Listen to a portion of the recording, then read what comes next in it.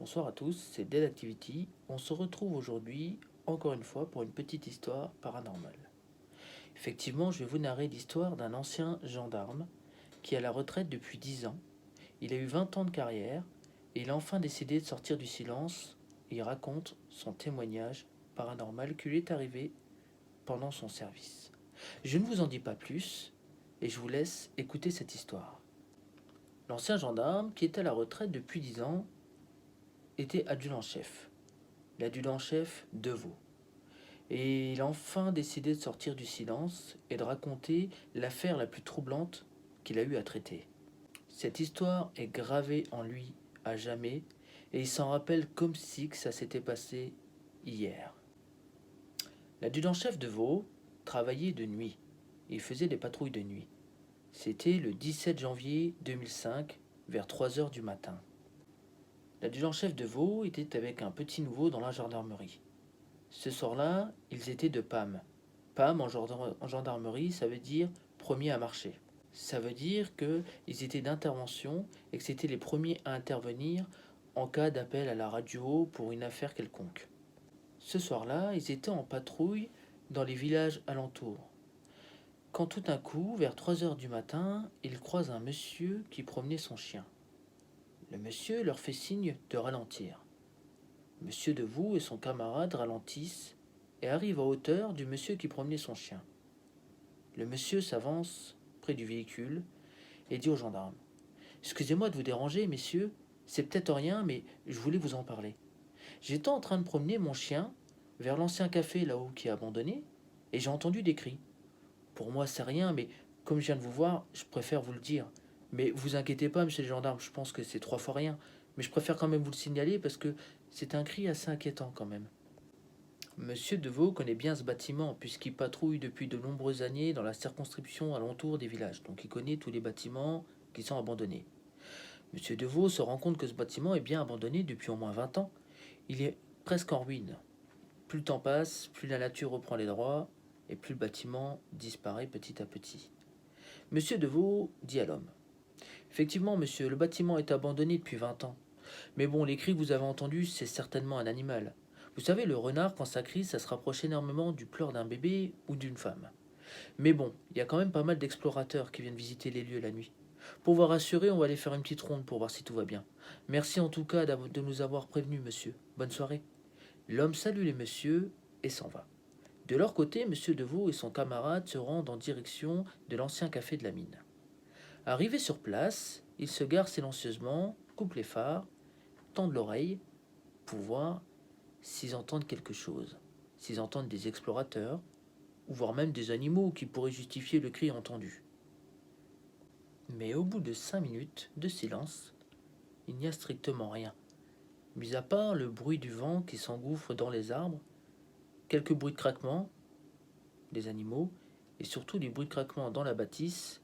Rien d'étonnant, il y a beaucoup de bois, c'est le bâtiment qui travaille. Monsieur Deveau prévient son camarade, dit: On va partir, il n'y a rien. Juste avant de partir, le jeune gendarme, qui est là depuis peu, s'avance vers la porte d'entrée.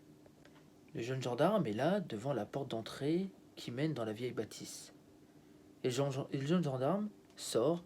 Bonsoir, c'est la gendarmerie? Il y a quelqu'un ici? Pas de réponse. Le jeune gendarme fait demi-tour. Au moment de partir, monsieur Deveau et le jeune gendarme entendent quelque chose d'inquiétant. Effectivement, ils entendent tous les deux des sortes de pleurs. Une femme qui sanglote. Les sanglots de la femme n'ont pas duré longtemps. Ça a duré quelques instants. Quelques instants qui ont suffi à monsieur Deveau et son camarade pour les alerter. Ils se retournent, ils se regardent, ils se demandent c'est quoi. Ça n'a pas duré assez longtemps pour confirmer que c'était le pleur d'une femme. Ça aurait pu être très bien un animal, encore une fois. Monsieur Deveau fait demi-tour et s'approche aussi de l'ancienne bâtisse lugubre. Il prend sa Madeleine, éclaire la pièce. Effectivement, il constate que la nature reprend ses droits. Il n'y a plus rien, mis à part le lierre qui grimpe un peu partout. Il reste juste le bar, mais le lierre est en train aussi de le dévorer petit à petit. Soudain, monsieur Deveau entend un gémissement. Un gémissement qui se trouve derrière une porte. la seule porte qui tient encore debout dans cette ancienne bâtisse où tout pourrit.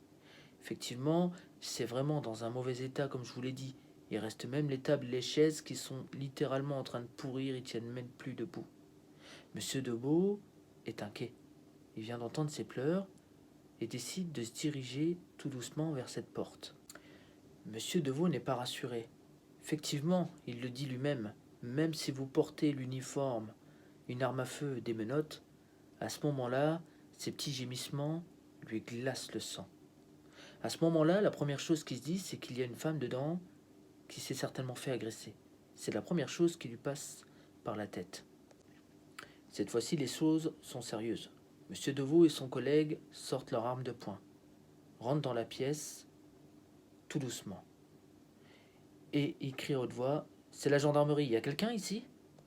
Cette fois-ci, ils ont une réponse claire. Ils ont eu la voix d'une dame qui demande de l'aide. Mais le problème, c'est que Monsieur Deveau n'arrive pas à identifier d'où vient cette voix.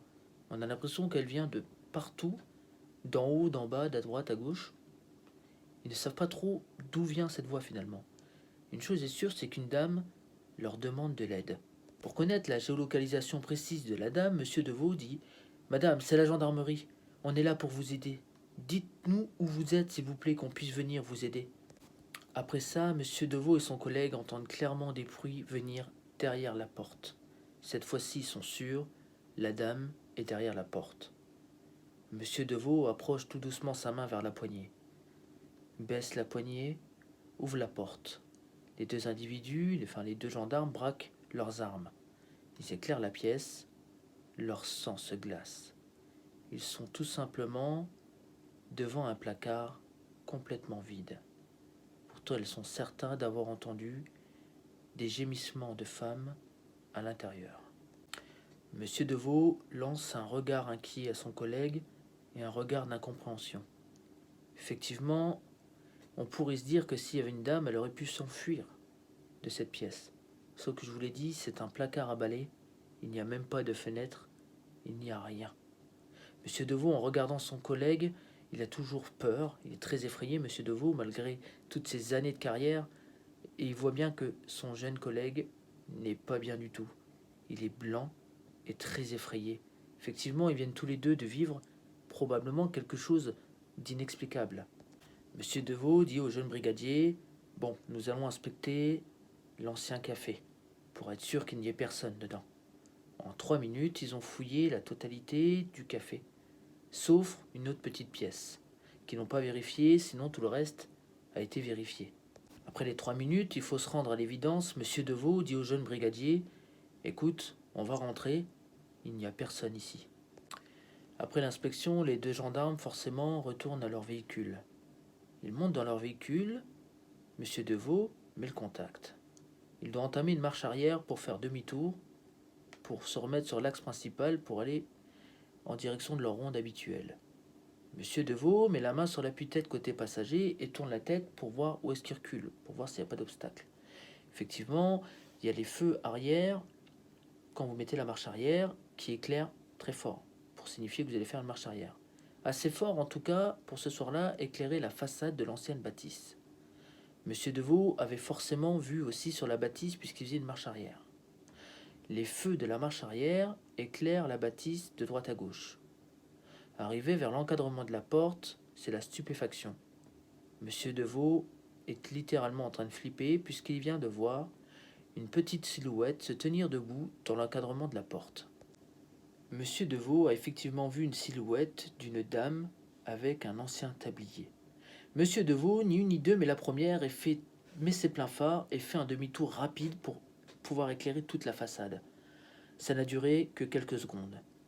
Une fois la voiture et les pleins phares qui éclairent parfaitement la structure, Monsieur Deveau se rend compte qu'il n'y a rien, qu'il n'y a personne dans l'encadrement de la porte.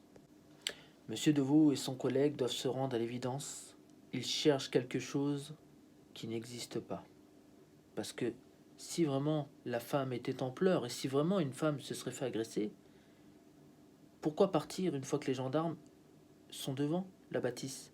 Pourquoi venir dans l'encadrement de la porte, demander de l'aide dans les gendarmes dans le bar, venir dans l'encadrement de la porte et partir après?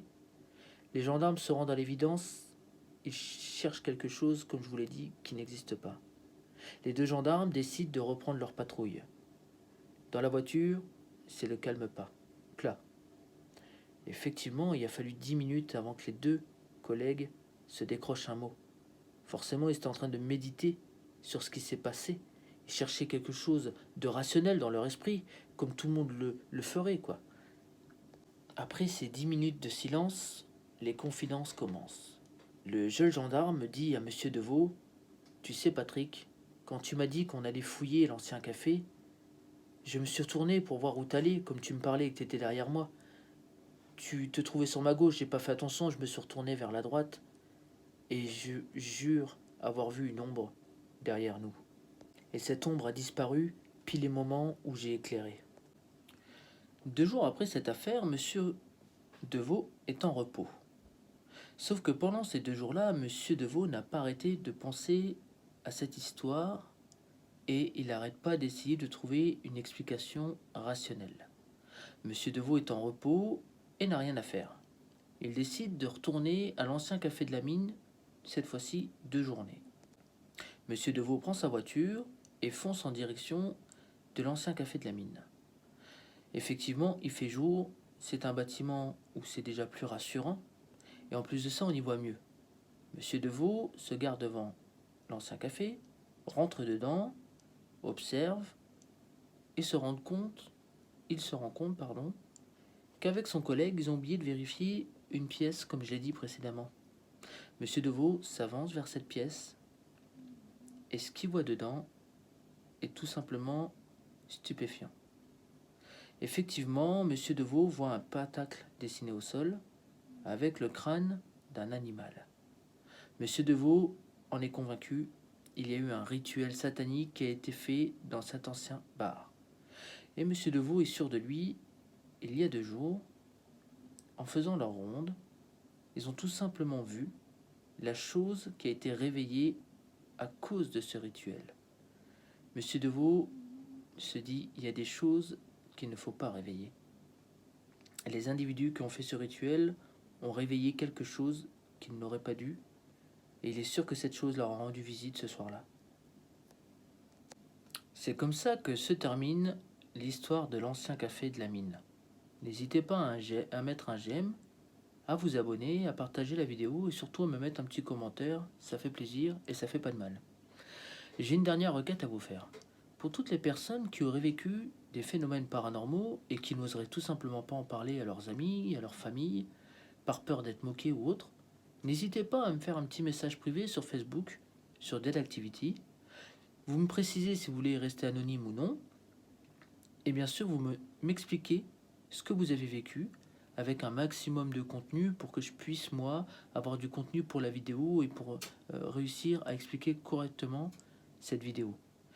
Et si, avec votre accord, vous voulez bien que je la raconte en vidéo, je le ferai avec grand plaisir.